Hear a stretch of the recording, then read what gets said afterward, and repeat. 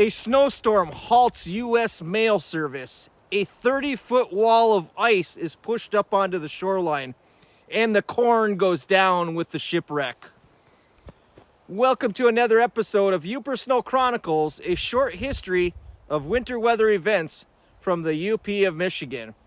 I'll be talking about the date of April 6th in the years of 1979 and 1898. I hope you enjoyed today's winter weather history from the UP. I'm Yooper Steve, a National Weather Service Co-op Weather Observer. Let's get started with today's video. So back on April 6th in 1979, a snowstorm that had already started in the late evening hours started and continued on into the 5th. In the morning, wind gusts got up to about 60 miles an hour, impacting the Sault Ste Marie area. Heavy snow continued, and whiteout conditions took hold as the winds became stronger through the early morning hours. Trees and tree branches snapped, falling onto power lines, causing widespread power outages. Damage to houses and vehicles also occurred. The conditions were so bad that a state of emergency was soon declared for the city of Sault Ste Marie, Michigan, and also for the wider area of Chippewa County due to this snowstorm.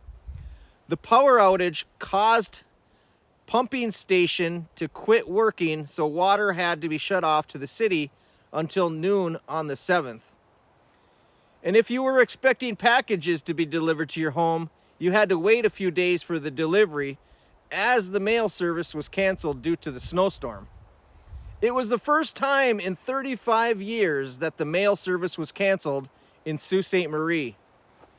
Now over to the west, just off of Lake Superior in Bay Mills, a giant 30-foot wall of ice came pushing onto shore from the high winds and the snowstorm that was occurring.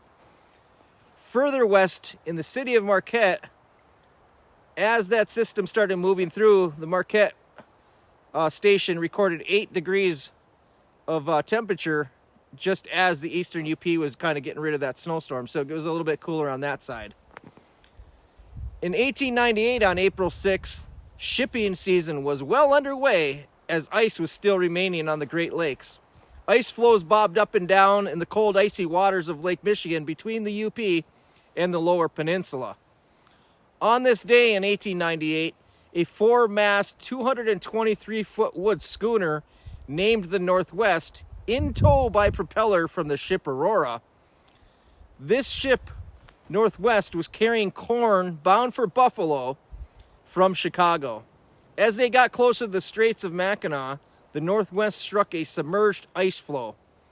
The ice was so thick that the Aurora wasn't able to tow her to shallower waters. The crew from the Aurora, however, was able to rescue the crew from the Northwest, and no lives were lost.